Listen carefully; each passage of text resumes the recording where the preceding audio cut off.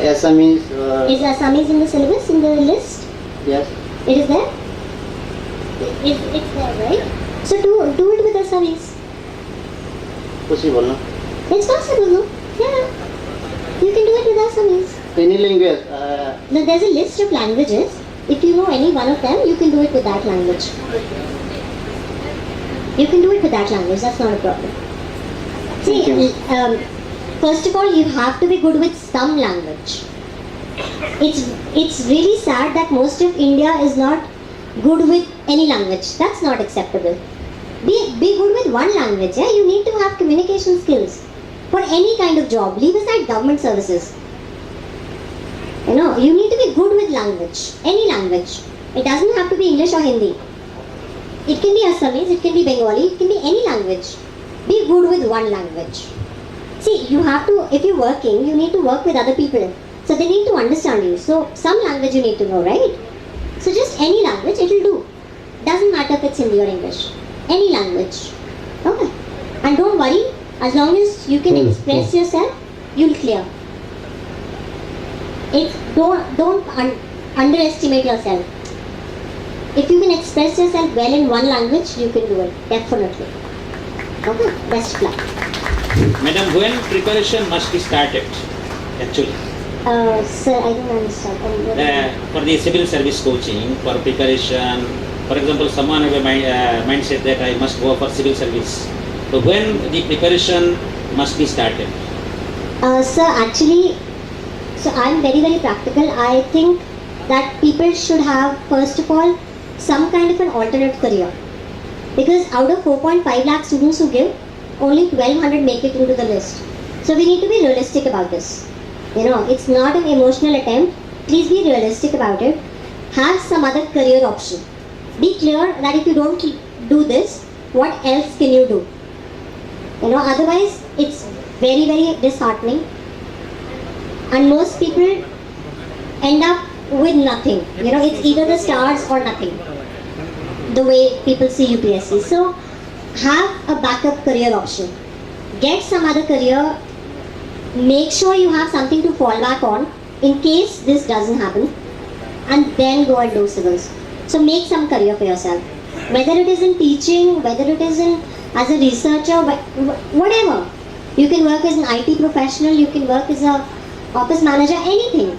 Just something that you can fall back on.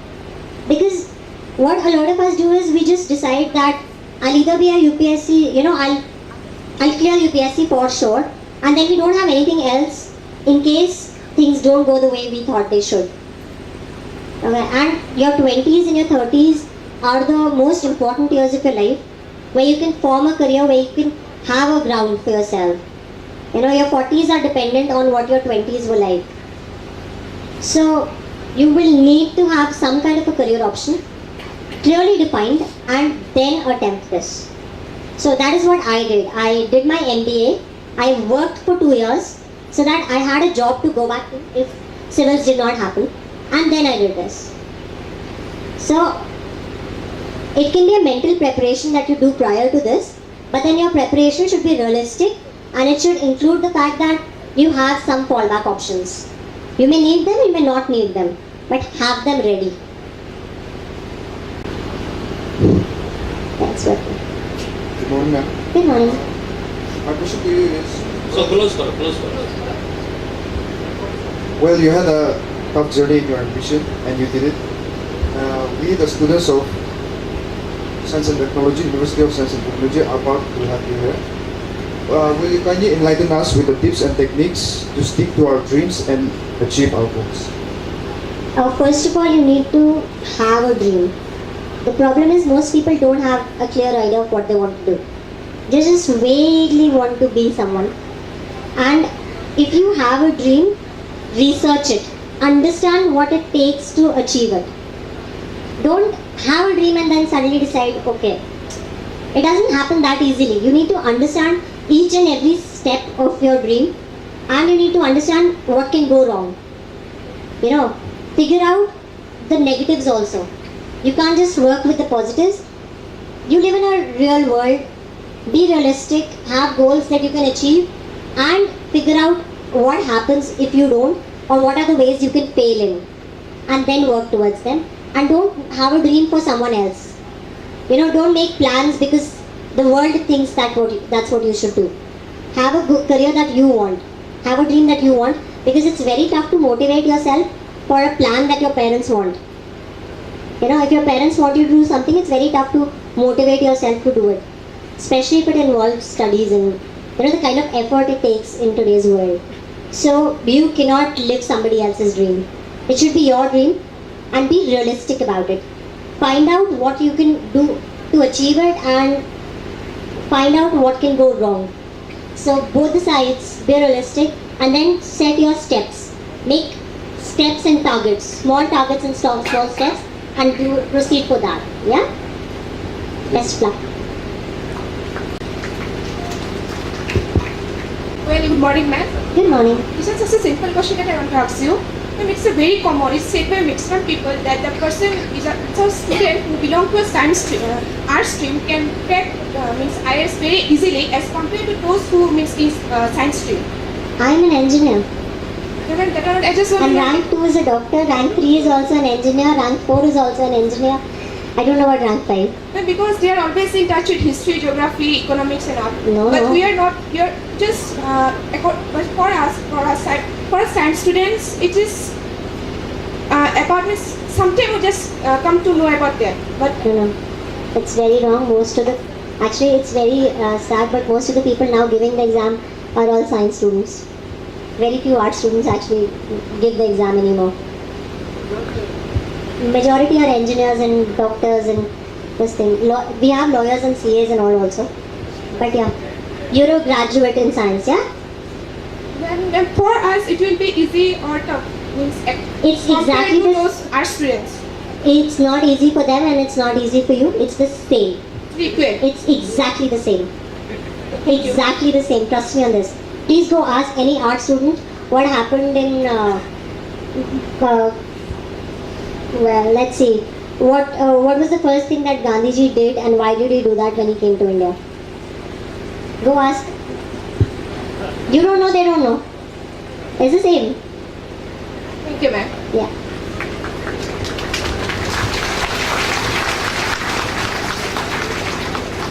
Good morning, ma'am. Good morning. I actually want to ask that in Indian Administrative Service, computer science syllabus is not included. Yes. Nowadays, computer science students, the departments are passing on from that department only, computer science department. So, is there any future in administrative side? Is there any future? I'm a computer engineer. Yes. I'm a computer engineer. So what do you think? See, you have a future wherever you want to make it. You just have to work hard. Just because you did computers and that subject is not, that doesn't mean that you can't clear. A lot of doctors take art subjects and clear. So how does it matter? You should have the ability to understand. That is the only thing they want from you. Analysis, understanding and a capacity to work hard. That is it. Those are the only 3 things you need. Okay? Best of luck. Good morning. I am an student of engineer. And how my engineering subject can be helped and prepare the What is your subject? equally. I am an engineering student. And You're an engineer. yes. Electronics and electrical. Okay. My engineering subject, how can help or will How will your subject help? UPSC coming from? Okay. See,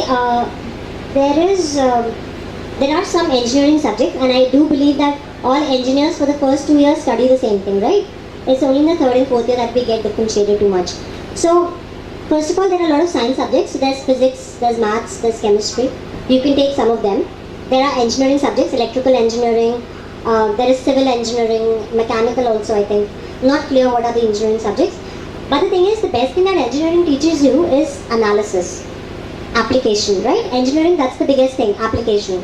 So, actually, that is where engineering helps. It helps you understand the concepts in such a way that you can apply them. Okay, so it's not just specifically your branch, but the whole idea of engineering, that helps. That's where engineers actually have an edge over everybody else, because engineers are used to understanding and applying.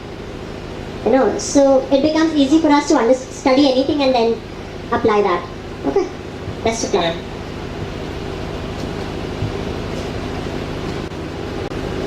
Morning, ma'am. Good morning. I'm from BBA, first time. Okay. Okay, I'm pursuing here on the higher studies. So, while pursuing my studies, if I get any breakthrough in the mindset, then how would you like to motivate us regarding What? this particular You mean distractions? distractions? Distractions Yes. during studies, anything? Even I get distracted, to be honest. But the thing is, you need to. So, you know what I do when I can't study? I go to sleep. You wake up with a fresher mind, you wake up with the random thoughts away from your head. Okay. But the thing is, with distractions is, the reason you get distracted is because you are not concentrating on what you're studying, you're not thinking about what you're studying. So do one thing, there are two ways that you can do this while studying, okay? Use a pen or a pencil and use it as a pointer while studying, okay? What that does is, it focuses your eyes and your brain onto that subject and it builds the speed that you're studying. The problem is you're reading slower than you should be. Okay, your brain should be working faster. Mainly distractions happen when your brain is working slower than it should be. So it's a very technical thing if you're asking me that. Otherwise, just go do the other thing first, or whatever you're thinking about, finish thinking about it. Don't guilt yourself. Don't, sit in front of the book, waste time there. Don't daydream in front of the book. If you can't study, close it and go away, do something else. Come back later. Okay. Or do this trick, try reading faster. When you read faster, you understand more and your brain doesn't have time to absorb. I don't know if you know this trick, it's called, so when you read, you vocalize everything what you're reading. You have two speeds of reading. One is called your vocal speech, like the speed at which you speak and read, and the other is what your brain reads at. Usually when there is a disconnect between them, that's when you get distracted. I don't know, you can research this. It's a brilliant technique. It helps you develop faster reading and it helps you concentrate better. But for distractions, go do the other thing first. Or go to sleep. Thank you, ma'am. Best of luck. Good morning, ma'am. Good morning. I'm a student of public administration, third Okay. semester. We have lost a great person, Dr. APJ Abdul Kalam, the missile man and the people's president. In what way Dr. Kalam will be a role model for young and budding students of our country? Kindly enlighten us, madam. Tell me in what way is he a source of inspiration to you? Yes, ma'am. Tell me, how is he a source of inspiration to you? Yes, I have studied his books, Wings on Fire, and I feel like I'm little bit influenced by him. So, kindly please enlighten us. No, so see, everybody takes something different from everybody's life. What I may have taken from his life may not be something that you can take. Yes. So each of us has to define what we can get out of somebody's life. To me, he was a person who had a single dedication to the country, to his job, and he worked tirelessly for that. He dedicated his whole life to making India what it is. And that's the biggest thing I take from him. But you have to take something different. He was somebody who was very focused and very clear on his goals, and he was very humble, and till the last day he was exactly who he was on the first day he started. And he was very, very wise. So that's what I take, but you might take something different. So it's tough for me to, tell you what you should take. Thank you, ma'am. You're welcome. Nice meeting you. You too. Good morning, ma'am. Good morning. Ma'am, my question is, most of the students from branded institute like IAM qualified as civil exam. So, do you really think branded No, I don't. are a lot? No, I don't. So I have this girl with me in IRS. The first time she went to school was in class 8. She had no education before that. In fact, she did not even know how to, lift a pen and all. the village teachers took her in and kind of taught her when she was that old, like old enough to be in class 8. And that's when she first went to school, and she's an IRS officer today. She doesn't have any brands with her, and most of the people who I meet in the services don't have big brands with them. So big brands do help, yes, but it's not a necessary thing. Trust me, it isn't. All you need is your hard work. See, you can always score in the written, right? Right? That's my score also, right? I didn't get that well in the interview, but I did do better in the written, so you can do that. Nobody's judging you on your brand there. And trust me on this, they don't do that in the interview so much.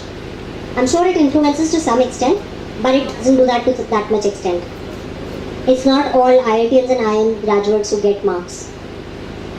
A lot of the others do. Okay? Best of luck. It's a myth. Please don't think that. If that were the case, only IITians and IIM graduates would be in the services. And that's not the case. You will find a very healthy mix. People from all backgrounds. Please do not have this misconception. That's the reason most people don't even try that hard. I don't even. Yeah. Good morning, ma'am. Good morning. We, the USTM and RIS family, are so glad to see you. Thank you. I'm glad to be here. Ma'am, like our Prime Minister Narendra Modi once said in his Man Ki Baat radio, encouraging Indian as well as budding students of our nation, he said, dream to be and not, dream to do and not dream to be. So here's my question, like what in your opinion the PM wants to say concretely? May you kindly. Okay, see, that is what I will say. That being an IAS officer is no achievement. That is exactly what I have been saying. I'm an officer today, that shouldn't be the achievement. My achievement should be the work that I will do as an officer. Okay, so the task that I will do, that is the achievement.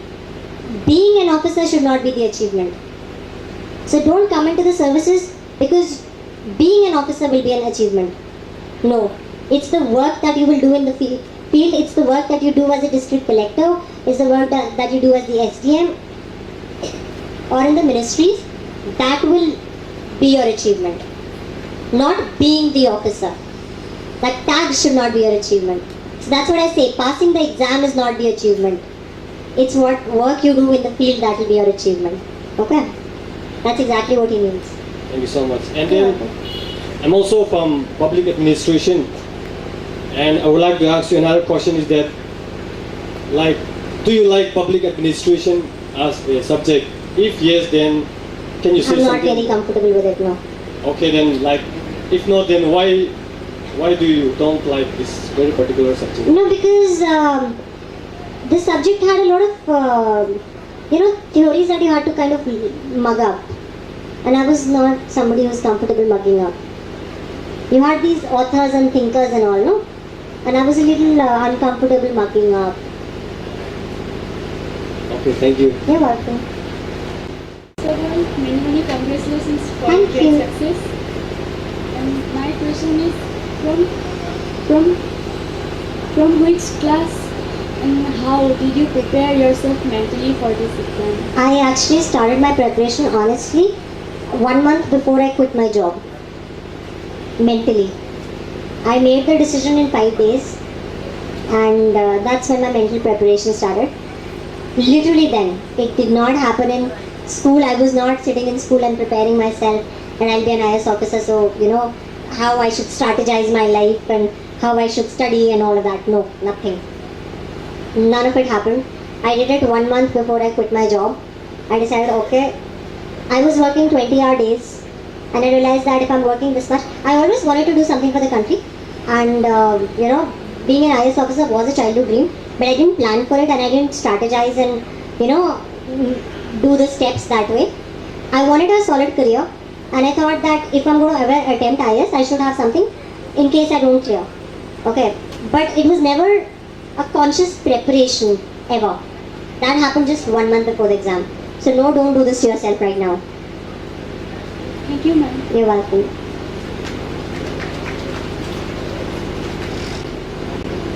Good morning, ma'am. Good morning. My name is Pankaj Sharma from the Department of English, Third. First of all, I'd like to congratulate you for your success. Thank you. My question is, what were the challenges and how did you face them while preparing for your UPSC exam, and how did you prepare for your Viva Voce interview? Okay, so honestly, I did not prepare for the interviews. And that was a mistake on my part. Please don't repeat it. You should prepare for the interviews. I did not. Okay. The second thing I would say is that